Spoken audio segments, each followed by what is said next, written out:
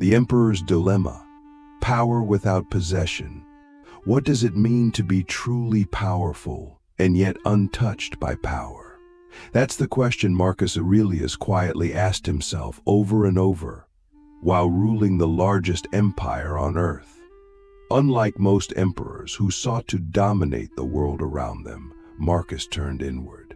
He knew that the real empire, the one that could never be conquered unless we surrendered it, was the mind. While Rome burned, while plagues ravaged his people, while betrayal and war surrounded him, Marcus kept writing, not proclamations, not speeches, but personal reflections. His journal, now known as Meditations, was never meant to be read by others. It was his way of resisting the system, not by destroying it, but by refusing to let it define who he was. That's the secret we overlook. He didn't escape the world. He stayed in it, fully. But he refused to be owned by it. The system we live in today is different from ancient Rome, but in some ways, it's more dangerous. It's subtler. It doesn't threaten you with swords, it seduces you with likes, promotions, and applause. It doesn't imprison your body, it sells you comfort while chaining your attention. Most of us don't even realize we've been captured. We wake up, check our phones, measure our worth by metrics, and wonder why we feel hollow.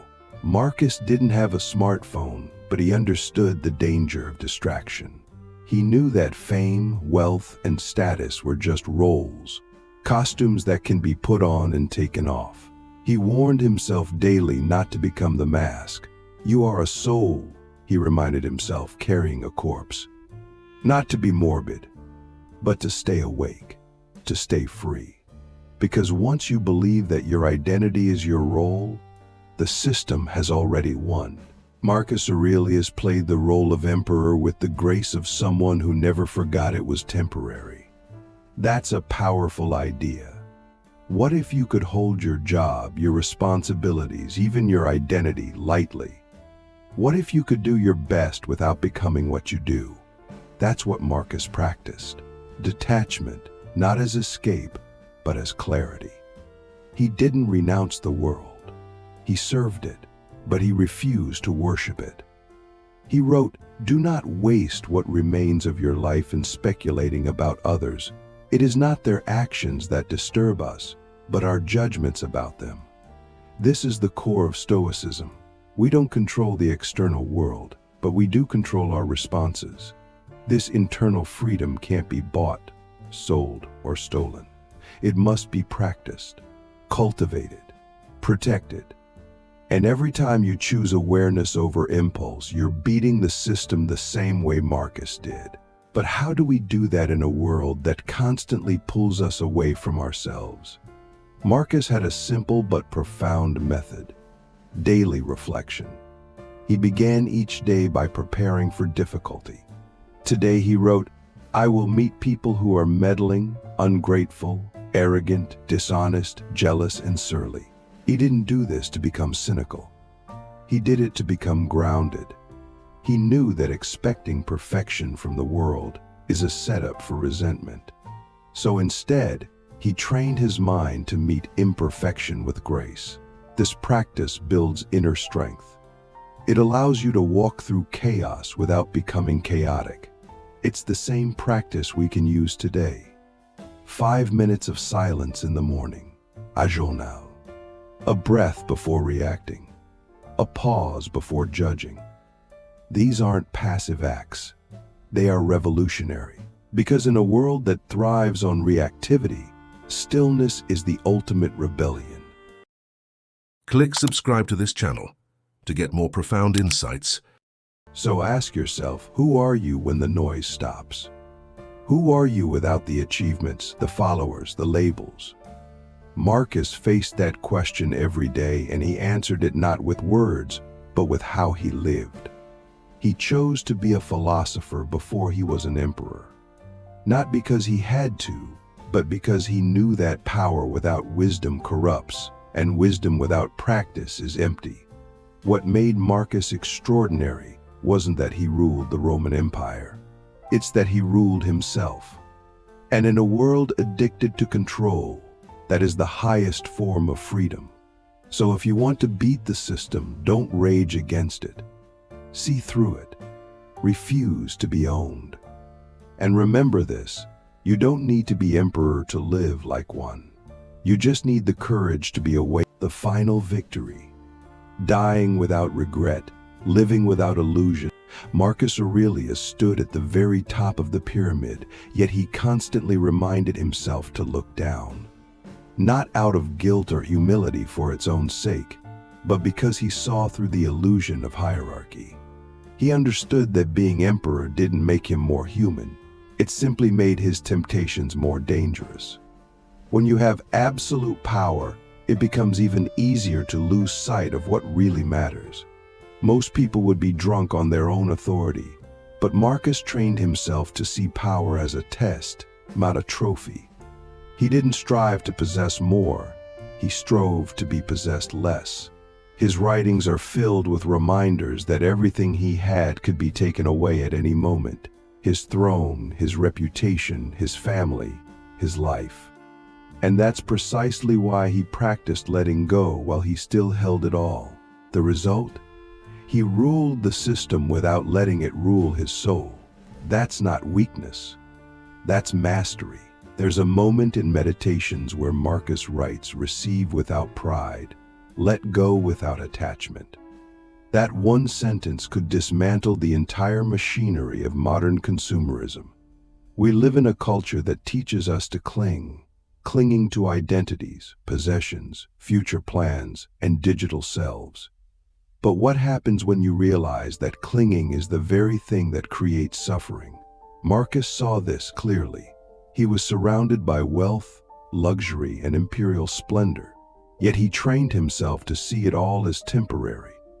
That's not detachment in the cold, removed sense.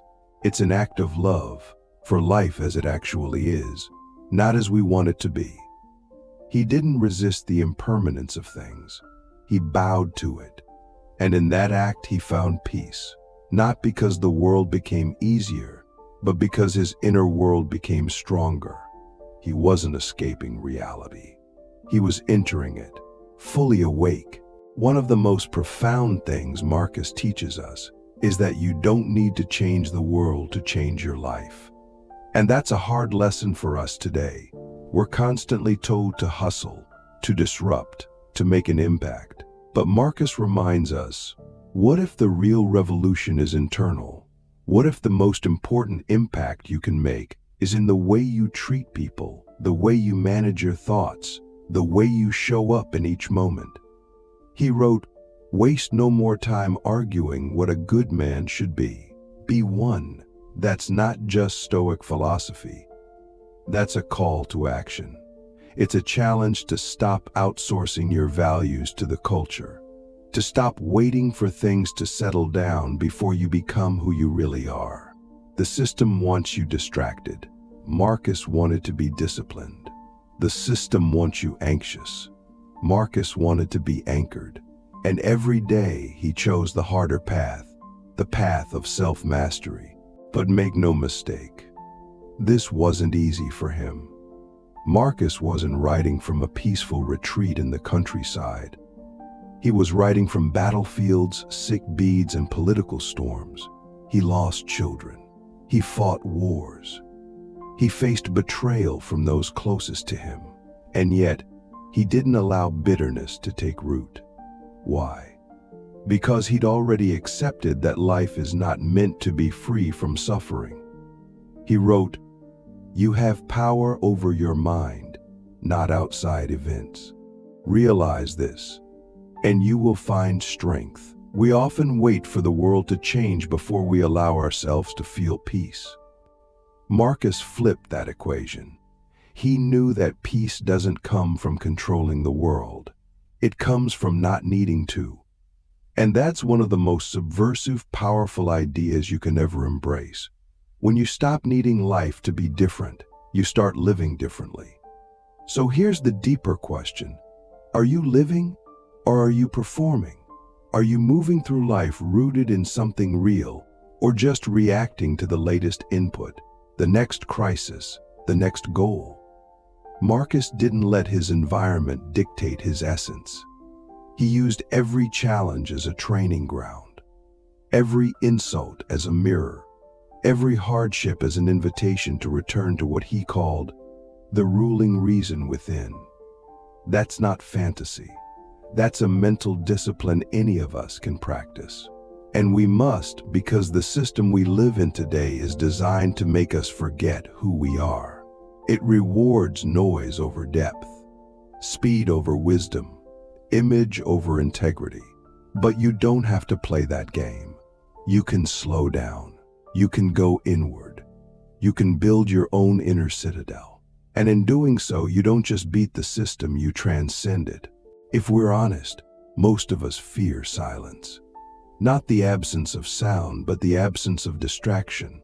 That moment when the noise fades and we're finally alone with our thoughts. Marcus Aurelius didn't run from that stillness. He made it a sanctuary. While the world demanded his attention, he carved out space for reflection. He knew that in the silence, the truth surfaces. Truth about who we are, what we fear, what we're chasing, and perhaps most importantly, why. In a world addicted to motion, Marcus chose stillness, not idleness, but reflection. And that's what made him dangerous. Not because he sought to overthrow the system, but because he saw through it. He realized that the real prison isn't built with walls, but with unconscious habits, unquestioned beliefs, and the constant need to prove ourselves. And so he practiced the radical art of simplification. He discarded what was unnecessary, not just in possessions, but in thought. He sharpened his attention to what truly mattered, and that clarity gave him a kind of freedom no empire could purchase. The final victory for Marcus wasn't in how he ruled Rome, but in how he ruled himself. He lived with an awareness that death was always near, not in a fearful or depressing way, but as a compass. He wrote, "Do not act as if you were going to live 10,000 years. Death hangs over you. While you live, while it is in your power, be good." That's not just good advice, that's a worldview. One that strips away the trivial and forces you to face the core. What are you doing with your time? Who are you choosing to become? Marcus didn't wait for the perfect conditions to live with purpose. He lived it in every breath, every moment, every decision. And that's the irony. By accepting death, he became fully alive. He didn't resist the temporary nature of life, he embraced it. And that gave him a kind of presence that most people never touch. Not because it's unavailable, but because they're too distracted to notice it. So here's the final challenge. What would your life look like if you stopped acting out the script the system handed you? What if you stopped chasing approval, stopped clinging to certainty, and started living by principles you actually chose? Marcus reminds us that philosophy isn't meant to live on a shelf. It's meant to live in your blood, in how you respond to stress, in how you speak to strangers, in how you carry yourself when no one's watching. The Stoic doesn't resist reality. They align with it. They don't pray for ease. They prepare for difficulty. They don't ask, "Why me?" They ask, "What is this here to teach me?" This is how you beat the system, not by escaping it, but by refusing to become its product. You don't need to be emperor to build your own inner empire. You just need the willingness to look inward and the courage to live from that place, especially when it's hard. When Marcus Aurelius died, there were no great monuments, no parades in his honor that outlasted the next ruler. But his words remain. His soul, through ink and parchment, outlived legions, emperors, and dynasties. And why? Because he didn't sell it. He didn't trade it for comfort or glory or approval. He beat the system not by fighting it, but by staying rooted in something deeper than it could touch. And that's the invitation for us too, to live in the world, but not of it, to participate fully without being consumed, to strive without attachment, to love without possession, to lead without ego, and to die, not with regret, but with the quiet knowledge that we lived on our own terms, with clear eyes and a full heart. That, in the end, is how Marcus Aurelius beat the system, without ever letting it own his soul.